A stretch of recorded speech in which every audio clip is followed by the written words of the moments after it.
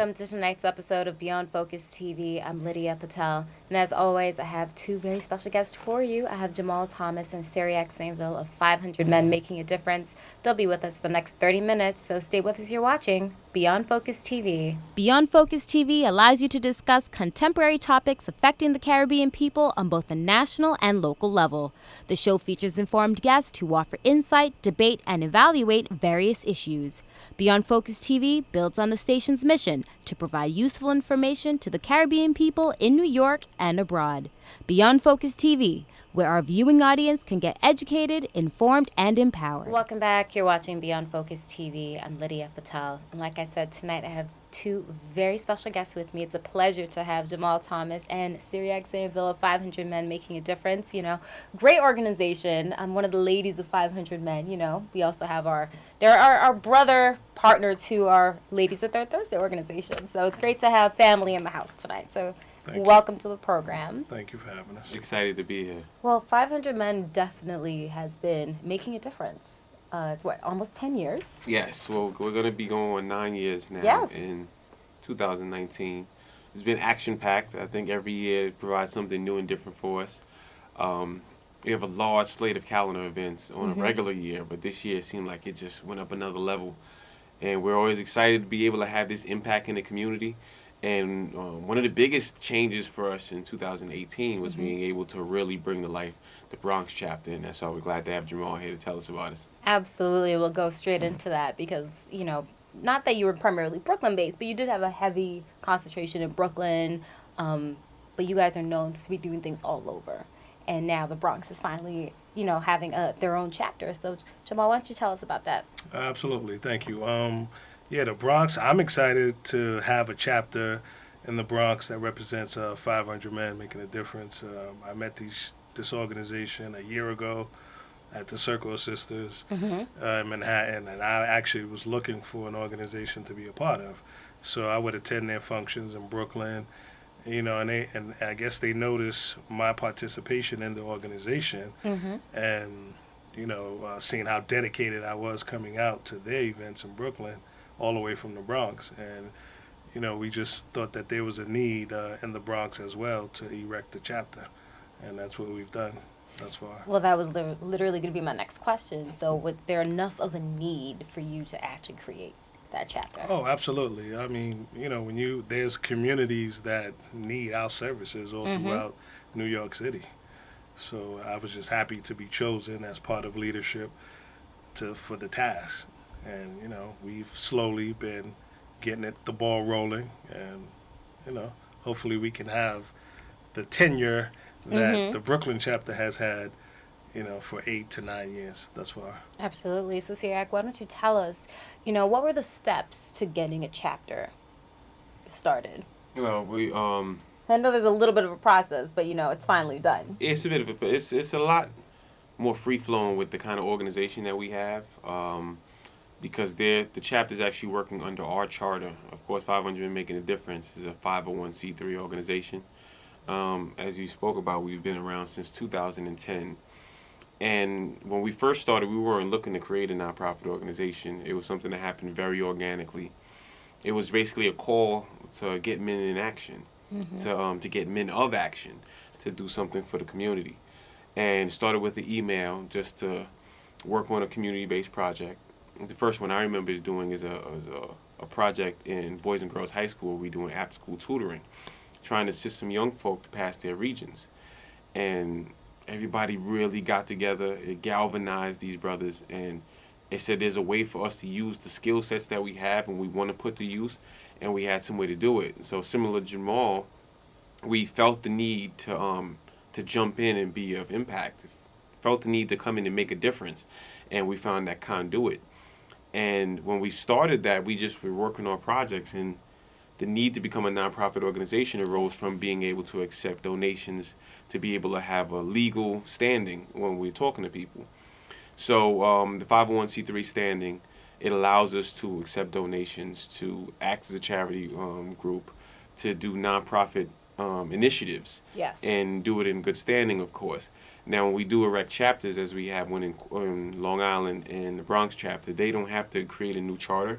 We now just actually have to build a proper relationship with the gentleman that's going to be starting it, get an understanding of what's going to be done, and then get reports of what's going to be happening. So they have to report out, what kind of funds may be getting raised, what kind of initiatives are going to be coming up, and things like that to make sure that we can keep the reputation of the organization in good standing, Absolutely. as well as the cross the T's and dot the I's when it comes to finances. And that's always important, and for the past 9 years, you guys have been doing a great job with that. So we're just looking to continue.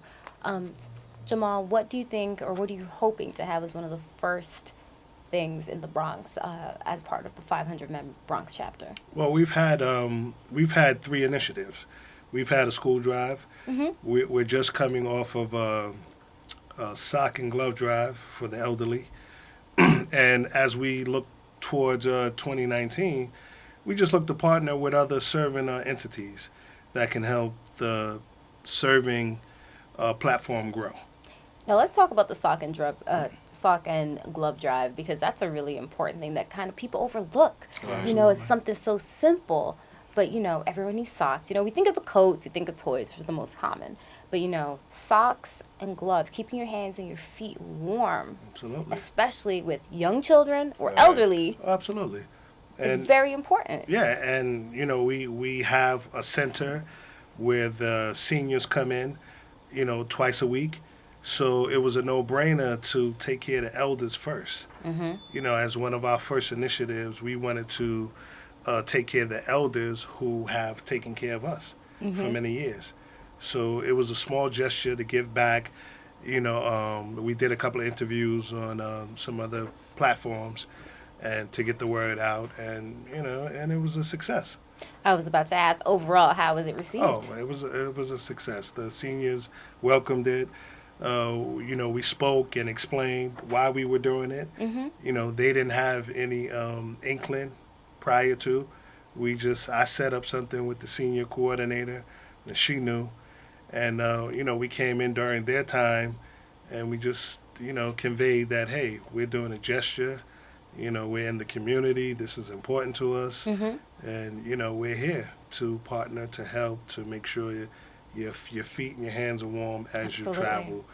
you travel, as the season changes. And what we're going to do is, since we did it in November, we're going to do a follow-up, maybe February, to expand it. And, hopefully it can be a continuance throughout the whole year. That would be great. Absolutely. Approximately how many pairs did you guys give out?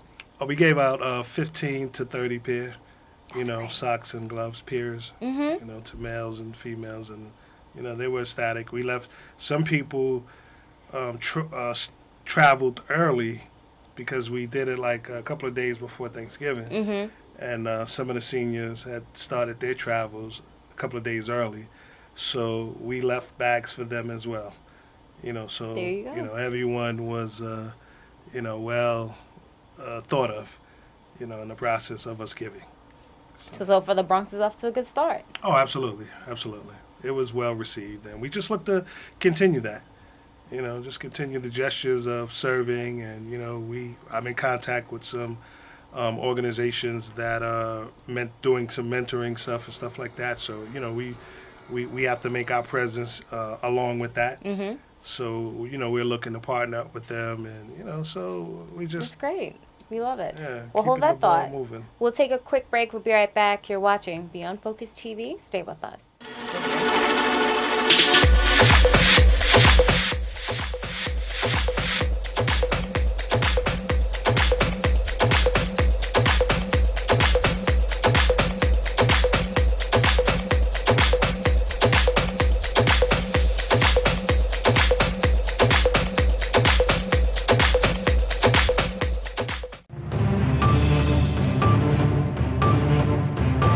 Welcome back. You're watching Beyond Focus TV. I'm Lydia Patel. So, Cyriac, why don't you tell us about the network mixer? Because, it's all about networking. 2019, we made a mission. We said we're going to network. We're going to meet people. Even ourselves with Ladies of Third Thursday, we kind of switched up how we network a little bit. And we want to really expand and make the networking equal your net worth. Really expand it and make it work for you. So why don't you fill us in on that? Well, I love talking about the network mixes because this actually gives us a chance to have fun. A Mm-hmm. lot of stuff we do with 500 minutes, it's tedious. It's a lot of giving. It's It's a lot labor. of yes, time intensive. It has you away from your family. It has you, not doing the most fun stuff. It's fulfilling heart wise, and you come out feeling, blessed because of the work you're able to do for the community and for people. But it's not sexy work. But the network mixer is something that's sexy that 500 men gets to indulge in. And besides being sexy, like you said, it's a network picture that actually allows you to increase your net worth. You're connecting with the connected, as I like to say. You're meeting I people like that are that. making moves. You're meeting people that are about progression. Their trajectory is in the right way, and they're about doing something with themselves. You can come here to hire somebody. You can come here to try and get a job. It's that kind of place. It's that kind of environment, and those kind of people are there. So it's going to be happening Thursday, January 24th, and that's going to be at the Slope Lounge. That's 837 Union Street in Brooklyn, New York, 11215. It's going to be held with 500 Men Making a Difference in partnership with New Day, New Opportunity, the Brooklyn Junior League, and we have a bunch of other partners that's going to make it so much more special than some of our other ones that we've had in the past. It's 6:30 to 11:30. Come in with your business cards. Come looking sharp because everybody's in there very, very sharp. I love it. And it's drink specials, food specials. It's an overall great time. I say it's just like any other happy hour mixer you might go to, but this one here, you're going to be working with like-minded people. You're going to be in there with people that have a vested interest in getting to know somebody that's progressing their career.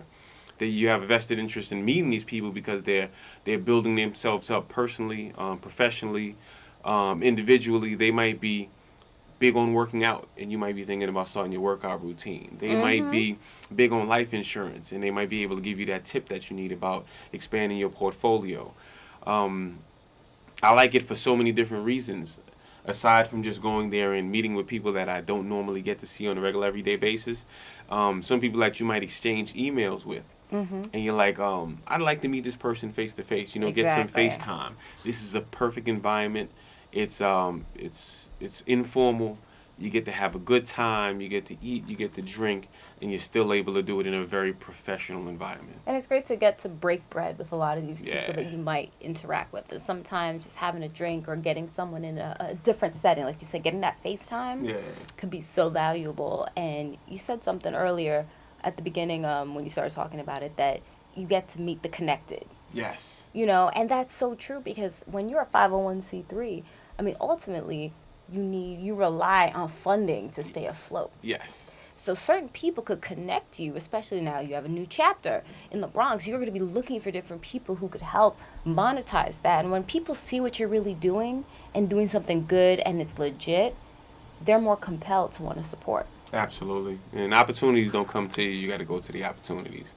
And I'd say in these mixes, you have people that own companies. You have principals there. You have leaders in the public and private sector that are looking to make these connections to improve where they are, improve their standing, and actually help somebody up. So it's a great place to connect and mix with these people. Now, of course, this is going to be the January edition. How often can we see a mixer from 500 Men? Now, we try not to overwork our mixer guru, which is James Frazier. Yes. He's Him and his wife are amazing. Oh, and Joy's amazing. They're the dynamic duo, the Jay-Z and Beyonce, Yes. they get it done. So James, he does lend a lot of time and credibility to these network mixes. I think he actually has networking down to a science. And he really creates that kind of environment that when you come in, you have name badges to make sure that you can kind of break the ice with, asking somebody their name and telling people what your name is. And he creates a bowl where you put your business cards in. He tries to invite the business owners up to speak about their business. And for some people, it was their first time talking about their business. And, they were very apprehensive. And I'm like, go on, This go is ahead. your business. Go ahead and It's talk you. about it. But the thing is, that's so cool, is that these might be new business owners that want to come out and network, but they just don't know how to do it yet. And when you create this